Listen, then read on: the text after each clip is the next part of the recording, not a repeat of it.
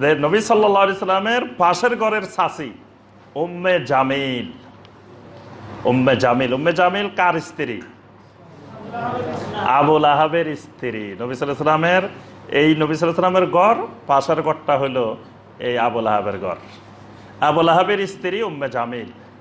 এই দুষ্ট মহিলা, যে মহিলার কথা কোরআনে আল্লাহ বলছেন, কোন সূরায় বলছেন?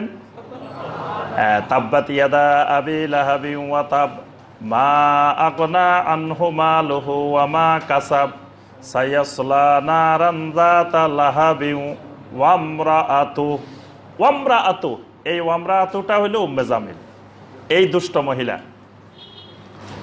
এই দুষ্ট মহিলা নবী সাল্লাল্লাহু আলাইহি ওয়াসাল্লামকে অনেক যন্ত্রণা দিত, অনেক কষ্ট দিত। তো এই দুষ্ট মহিলা কষ্ট দিত কোথায় বলেন তো দেখি? মদিনাতে না তায়েফে না মক্কায়? মক্কা মুকাররমায় এই দুষ্ট মহিলা নবী সাল্লাল্লাহু আলাইহি ওয়াসাল্লামকে মানসিকভাবে, শারীরিকভাবে, বিভিন্নভাবে নির্যাতন করত, কষ্ট দিত। এই মহিলা ছিল মক্কায়, আর এখন বুড়ির বাড়ি কাঁটা গাছ চলে গেছে তায়েফে। এখন তায়েফে আপনার এক জায়গায় কিছু কাঁটা গাছ আছে, তারপরে ওখানে 2টা মসজিদ আছে। এখন আমাদের দেশের মানুষ যায় দলে দলে, বিশেষ করে বাংলাদেশ, ভারত, পাকিস্তানের মানুষ, ওই কতগুলা কাঁটা গাছ আছে, কাঁটা এগুলা ছিঁড়ে নিয়ে আসতেছে, ওই কাঁটা গাছের পাতার মধ্যে নাম লিখে দিয়ে আসতেছে, পাথরের মধ্যে নাম দিতেছে, বুড়ির বাড়িতে নাম দিতেছে, মানে হুলস্থুল কাজ কারবার। তো বুড়ির বাড়ি ওখানে যাবে কেন? বুড়ি তায়েফ গেছে কেন? ওইটা কোন বুড়ি? ওই বুড়ির নাম কোরআন হাদিসে কোনো জায়গায় আসে না। আর নবী সাল্লাল্লাহু আলাইহি ওয়াসাল্লামকে তায়েফে কাটা দিবে কেন? নবী সাল্লাল্লাহু আলাইহি ওয়াসাল্লাম কি তায়েফে থাকতেন নাকি? নবী সাল্লাল্লাহু আলাইহি ওয়াসাল্লাম থাকতেন কোথায়?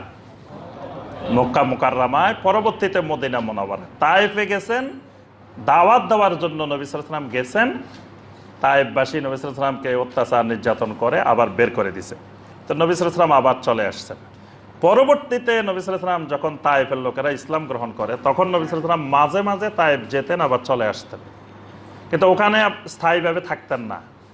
তাহলে ওই বুড়ির বাড়ি ওখানে যাবে কেন, কাঁটা ওখানে যাবে কেন? এগুলো সব মিথ্যা কথা। তো ওই বুড়ি উম্মে জামিল, এই বুড়ি প্রতিদিন রাত্রে ঘুমায় না। নবী সাল্লাল্লাহু আলাইহি ওয়াসাল্লামের ঘরে কি হইতেছে না হইতেছে উকি দিয়ে কান লাগাই দিয়ে শুনে থাকে। তো রাত্রে যা হয় এটা সকালবেলায় চারিদিকে সংবাদ নিয়ে পুরা মক্কা এলাকায় সবার বাড়িতে গিয়ে গিয়ে বলে আসে। তো যখন কয়েকদিন নবী সাল্লাল্লাহু আলাইহি ওয়াসাল্লামের কাছে ওহী আসে না, তখন এই উম্মে জামিল বলতেছিল যে যেই শয়তানটা নাউজুবিল্লাহ মুহাম্মদ সাল্লাল্লাহু আলাইহি ওয়াসাল্লামের কাছে আসতো, ওই শয়তানটা আসা বন্ধ হয়ে গেছে। নাউজুবিল্লাহ। নবী সাল্লাল্লাহু আলাইহি ওয়াসাল্লামের ছেলে মারা গেছেন রাত্রে। নবী সাল্লাল্লাহু আলাইহি ওয়াসাল্লাম 3টা ছেলের সর্বশেষ ছেলেটাও মারা গেছেন।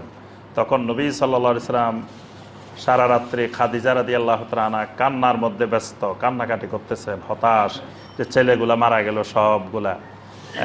আর এই মহিলা শুনে আনন্দে খুশিতে পুরা মক্কার ঘরে ঘরে যাই বলতেছিল যে আবতার ইন্না মুহাম্মাদান আবতারা, যে মুহাম্মদ সাল্লাল্লাহু আলাইহি ওয়াসাল্লাম লাশ কাটা হয়ে গেছে, মানে মুহাম্মদ সাল্লাল্লাহু আলাইহি ওয়াসাল্লামের ওয়ারিস নাই। মুহাম্মদ সাল্লাল্লাহু আলাইহি ওয়াসাল্লাম মারা গেলে মুহাম্মদ সাল্লাল্লাহু আলাইহি ওয়াসাল্লামের এই ইসলামী চিন্তাধারা, এই আল্লাহর দ্বীন ধরে রাখার মতো আর কেউ নাই। তখন আল্লাহ পাক সান্ত্বনা দিয়ে কি বলছেন?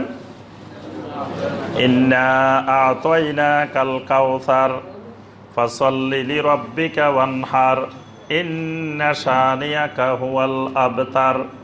রাব্বুল আলামিন বলেন, রাসূল আপনার ছেলেদেরকে দুনিয়া থেকে আমি নিয়ে গিয়েছি, কিন্তু ওই ছেলেদের পরিবর্তে আমি আপনাকে হাউজে কাউসার দান করে দিছি। সুবহানাল্লাহ। দুনিয়াতে আপনার ছেলে রাখি নাই, কিন্তু এটার পরিবর্তে আমি আপনাকে বিশাল এক আখিরাতের নিয়ামত কাউসার দিয়ে দিছি। সুবহানাল্লাহ। এরপরে বলছেন ফাসাল্লি লিরাব্বিকা ওয়ানহার, যেহেতু আল্লাহ পাক আপনাকে কাউসার দিয়েছেন, শুকরিয়াতান, আপনি বেশি বেশি নামাজ পড়েন আর বেশি বেশি কোরবানি করেন। ইন্না শানিয়াকা হুয়াল আবতার, আর যে মহিলা সকালবেলা প্রচার করতেছে আপনি আবতার হয়ে গেছেন, লেজ কাটা হয়ে গেছেন, ওয়ারিস শূন্য হয়ে গেছেন, আমি আল্লাহ বলে দিচ্ছি ওই মহিলারাই লেজ কাটা।